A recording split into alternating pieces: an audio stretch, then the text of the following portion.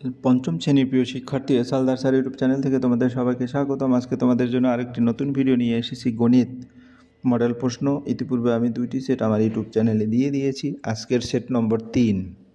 হ্যাঁ, এই ভিডিওতে আমি 100 নম্বর তোলার টিপসও তোমাদের আলোচনা করব। প্রথম পর্যায়ক্রমিক মূল্যায়ন, 20 মার্কের একটি স্কুলের প্রশ্ন বিশ্লেষণ সম্পূর্ণ সমাধান দেখাবো। আর ভিডিওর শুরুতেই আমি তোমাদের বলবো, তোমরা যারা দেখতে পাচ্ছ প্রশ্নটি, এই প্রশ্নটি হচ্ছে Pannalal institution and Sodepur high school.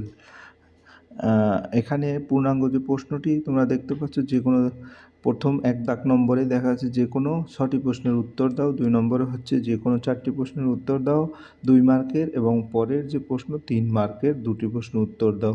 হ্যাঁ, এটা হচ্ছে তোমার 3 নম্বরের প্রশ্ন। এই টোটাল প্রশ্ন নিয়েই তোমার ফার্স্ট ইউনিট টেস্টে। তবে তোমাদের এই ভিডিও শুরুতেই আমি বলবো, আসলে অনেক স্টুডেন্ট আছে তোমরা দেখতে পাচ্ছ যারা মাধ্যমিকে প্রথম, দ্বিতীয়, তৃতীয়, এরকম ফার্স্ট, সেকেন্ড, থার্ড, ফোর্থ হয়েছে, কিন্তু তাদের নম্বর যদি দেখো তাহলে আমরা অনেকেই ভাবি যে অঙ্কে 100 পাওয়া যায় কি না, অথবা ইংরেজিতে 100-তে 100 পাওয়া যায় কি না। এরা যেভাবে পড়ালেখা করে 100-তে 100 পেয়েছে, সেই টিপসও তোমাদের এই ভিডিওতে দেব। তাই আগে তো আমি দেখব যে আসলে তারা যে মার্কশিট কীভাবে, কোন সাবজেক্টে কত মার্ক পেয়েছে সেগুলি প্রথমে দেখাবো, তারপরে আমি টোটাল প্রশ্নটা সলভ করব। দেখো এখানে দেবদত্তা মাঝি 2023 সালের মাধ্যমিক পরীক্ষায় মার্কশিটে যে ফার্স্ট হয়েছে, প্রথম ভাষার মার্ক হচ্ছে 98, যেটা বাংলা, দ্বিতীয় ভাষার মার্ক হচ্ছে 100, যেটা ইংরাজি, গণিতে 100, ভৌতবিজ্ঞানে 100, লাইফ সায়েন্সে 100, ইতিহাসে 99 এবং ভূগোলে 100। কাজেই শুধু গণিত না, তোমার ভূগোল, ইতিহাস, এই সমস্ত সাবজেক্টও কিন্তু 100-তে 100 পাওয়া সম্ভব যদি ঠিকঠাক পড়ো। হ্যাঁ, আমরা কিছু গুরুত্বপূর্ণ টিপস নিয়ে এখন আলোচনা করব, যে আসলে গণিতে 100 পাওয়ার টিপস। তারপরে আমি এক এক করে প্রশ্ন উত্তরগুলি তোমাদের দেখিয়ে দেব। তাই ক্লাস 5 ওয়েস্ট বেঙ্গল যে বোর্ড আছে, সেখানে 100 মার্ক তোলার যে টিপ, নিশ্চিতভাবে 100 মার্ক পেতে হলে বুদ্ধি, নিয়ম এবং প্র্যাকটিস, এই 3টিই দরকার। নিচে ক্লাস 5-এর পরীক্ষার প্রমাণিত যে টিপস দিলাম। পাঠ্য বই সব থেকে গুরুত্বপূর্ণ। বইয়ে সব উদাহরণ, যেমন এক্সাম্পল ভালো করে পড়ো, এক্সারসাইজে সব অঙ্ক নিজে করে দেখো, বইয়ের ভাষাতে উত্তর লেখার অভ্যাস করো, ধাপে ধাপে সমাধান লেখো। পুরো নম্বর পেতে হলে শুধু উত্তর নয়, ধাপ লিখতেই হবে। উদাহরণ যেমন দেওয়া আছে, কি বের করতে হবে, হিসাব, চূড়ান্ত উত্তর। গসাগু এবং লসাগু একদম পাকা করো। কখন গসাগু হবে সমানভাবে ভাগ, কখন লসাগু হবে একসাথে, আবার একসাথে। অর্থাৎ তুমি তোমার নিজের বোঝার এমনভাবে বুঝবে যাতে দেখলেই বুঝতে পারো এটা লসাগু, এটা গসাগু। পরীক্ষায় এখান থেকে নিশ্চিত নম্বর আসে। দিন, মাস, বছর রূপান্তরে ভুল করো না, মনে রাখো এক্সাম রুল। 1 বছর 365 দিন, 1 মাস 30 দিন, 1 ঘন্টা 60 মিনিট। আগে বছর, তারপরে মাস, তারপরে দিন। তারপরে 5 নম্বর যে টপিক, সেটা হচ্ছে টাকার অঙ্কের ট্রিক। মাসিক থাকলে আগে বার্ষিক করো, আয় মাইনাস খরচ সমান সঞ্চয়, খরচ মাইনাস সঞ্চয় সমান আয়। জ্যামিতিকতে যে চিত্র আঁকো, আয়তঘন প্রশ্ন ছোট করে হলেও ছবি আঁকো, তল সংখ্যা, প্রান্ত কোণ আলাদা করে মনে রাখো। তারপরে 7 নম্বর ইউনিট টেস্ট প্রশ্ন বারবার প্র্যাকটিস করো। এটা তোমাদের গুরুত্বপূর্ণ কথা, কারণ বিভিন্ন স্কুলে আসলে যারা খুব স্বনামধন্য টিচার, তারাই কিন্তু এই প্রশ্নগুলি করে। কাজেই বিভিন্ন স্কুলের যে স্ট্যান্ডার্ড মানের প্রশ্ন, সেগুলি বেশি বেশি করে তোমরা প্র্যাকটিস করতে হবে। তোমাদের দেওয়া প্রশ্নপত্রের মতোই প্রশ্ন হাফ ইয়ারলি, অ্যানুয়ালি ঘুরে আসে।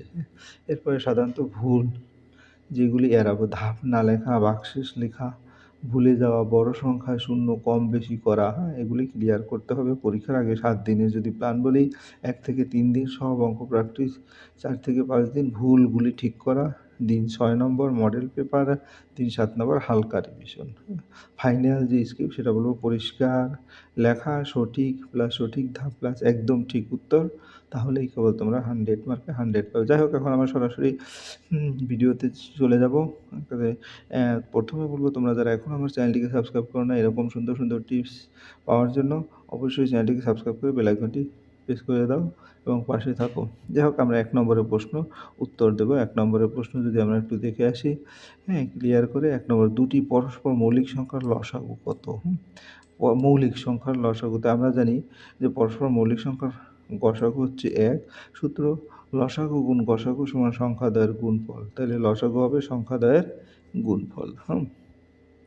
এভাবে আমরা করতে পারি। আবার দেখা গেছে খ নম্বর ০, ৮, ৩, ২, ১ অঙ্কগুলো দিয়ে ৫ অঙ্কের ক্ষুদ্রতম সংখ্যাটি লিখো। তো ৫ অঙ্কের ক্ষুদ্রতম সংখ্যা যদি লিখতে হয় ৫ অঙ্কের সংখ্যা ০ দিয়ে শুরু হতে পারে না। সবচেয়ে ছোট অশূন্য অঙ্ক ১, বাকি অঙ্কগুলো ছোট থেকে বড় সাজাও, মানে ০, ২, ৩, ৮, পরে এক এক করে লিখে দাও ১, ০, ২, ৩, ৮ হয়ে গেল সংখ্যাটি ১ নম্বরের প্রশ্ন। এরপরে গ নম্বর ৯, ৮, ৫, ৩ সংখ্যায় ৫-এর স্থানীয় মান কত? তাহলে ৯, ৮, ৫, ৩ সংখ্যায় ৫ হচ্ছে দশকের অঙ্ক, কারণ একক দশক এটা। তো স্থানীয় মান ৫ গুণ ১০ অর্থাৎ ৫০। এর পরের অঙ্ক ৪২০ মিনিটে কত ঘন্টা? ৪২০ মিনিটে কত ঘন্টা? তাহলে আমরা যদি দেখি ১ ঘন্টা সমান ৬০ মিনিট, তাই ৪২০ / ৬০ এখানে আমরা যদি বড় হই ৬ × ৪২, এই শূন্যর সাথে এই শূন্য চলে যায়, অথবা তোমরা ৪২০কে যদি তুমি ৪২০ আছে, ৪২০কে তুমি যদি ৬০ দিয়ে ভাগ করো, তাহলে ৬ × ৭ = ৪২, ঠিক আছে? ৪২ আর এই শূন্যর সাথে এই শূন্য মিলে যাবে, ঠিক আছে? তাহলে দেখা গেছে তোমার এখানে ৭ আসবে উত্তর, অর্থাৎ ৭ ঘন্টা। এর পরের প্রশ্ন ৮২৭ সংখ্যাটিতে ৮-এর স্থানীয় মান কত? তাই ৮-এর স্থানীয় মান মানে ৮ শতক। ৮ আছে শতকের স্থানে, স্থানীয় মান ৮ গুণ ১০০ অর্থাৎ ৮০০। এরপরে জোড় মৌলিক সংখ্যাটি লিখো। জোড় মৌলিক সংখ্যা হচ্ছে ২। মৌলিক সংখ্যা যার মাত্র ২টি গুণনীয়ক একমাত্র জোড় মৌলিক সংখ্যা আছে, সেটা হচ্ছে ২। আমরা শুধু উত্তর ২ লিখি। ৩ অঙ্কের বৃহত্তম ক্ষুদ্রতম সংখ্যা সমষ্টিগত, অর্থাৎ যোগ করতে হবে। তাই ক্ষুদ্রতম ৩ অঙ্কের সংখ্যা হচ্ছে ১ লিখে দুটো শূন্য, বৃহত্তম ৩ অঙ্কের সংখ্যা হচ্ছে ৯, ৩টা ৯, পরে যোগ করব ৯, ৯, ৯ আর ১ ১০ অর্থাৎ ১০৯৯, ঠিক আছে? নিচে নিচে যোগ করে তোমরা প্র্যাকটিস করবে। এরপরে বর্গীয় জ নম্বর যেটা, সেটা হচ্ছে কি একটি আয়তঘনের তল সংখ্যা মোট কয়টি? আমরা যদি একটা আয়তঘন আঁকি, মূলত আয়তঘনটা হচ্ছে এরকম, এরকম একটা আয়তক্ষেত্রের মতো আঁকবে, তারপরে এরকম আঁকবে,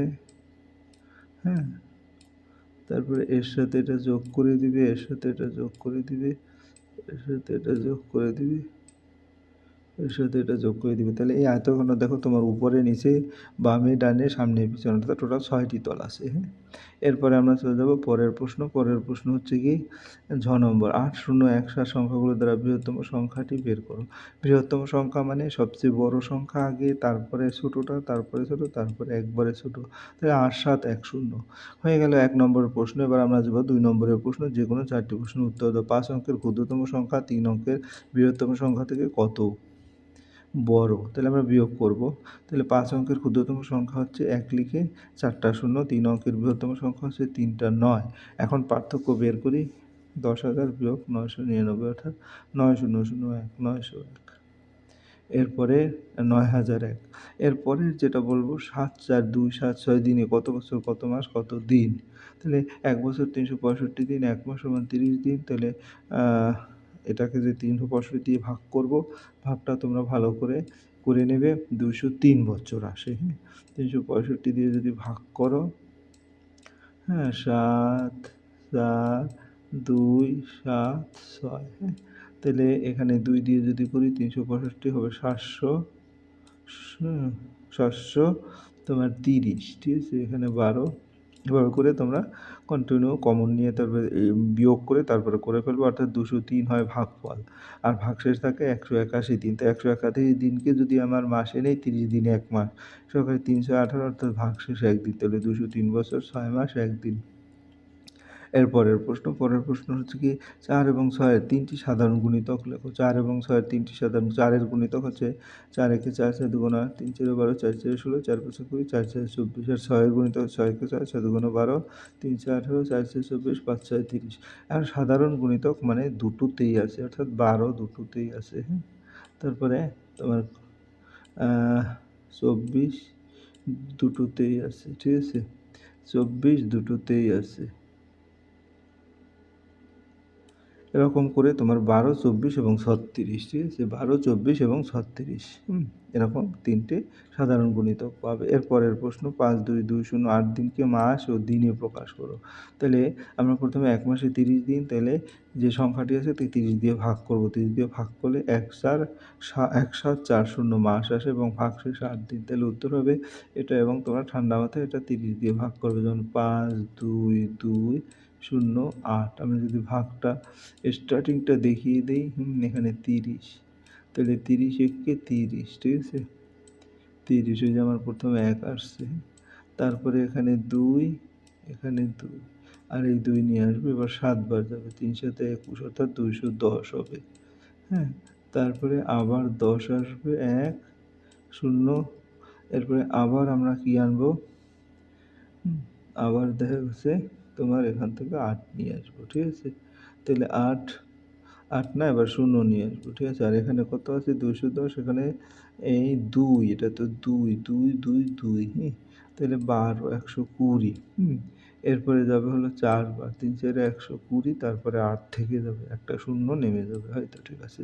তাহলে 1/7/4/0 মাস 8 দিন। এর পরের অঙ্ক হচ্ছে দুটি সংখ্যার গসাগু 5, লসাগু 60, একটি সংখ্যা 15 হলে অপর সংখ্যাটি কত? তাহলে আমাদের জানতে হবে সূত্র, গসাগু গুণ লসাগু সমান দুটি সংখ্যার গুণফল। হ্যাঁ, তাহলে 5 গুণ 60 সমান 300, গুণ করলে একটি সংখ্যা 15, তাহলে অপর সংখ্যা 300 ভাগ 15, 15 দুগুণে 30, অর্থাৎ 20। এর পরের সংখ্যা, পরে হচ্ছে আমার 3 নম্বরের প্রশ্ন, একটি শরৎ রচনাবলীর মূল্য 425 টাকা। রবীনবাবু ঠিক করেছেন 122 জন ছাত্রছাত্রীর প্রত্যেকে একটি করে শরৎ রচনাবলী দেবেন, তিনি কত টাকা খরচ করবেন? তাহলে আমার এখান থেকে বের করতে হবে, একটি রচনাবলীর দাম হচ্ছে 425 টাকা, সুতরাং মোট ছাত্রছাত্রী 122 জন, তাহলে মোট খরচ 425 গুণ 122। এটাকে তুমি যদি নর্মাল বা সহজ পদ্ধতিতে গুণ করো, 425 গুণ 122 কে 100 যোগ 20 যোগ 2, 425 হলে, তাহলে দুটো শূন্য এখানে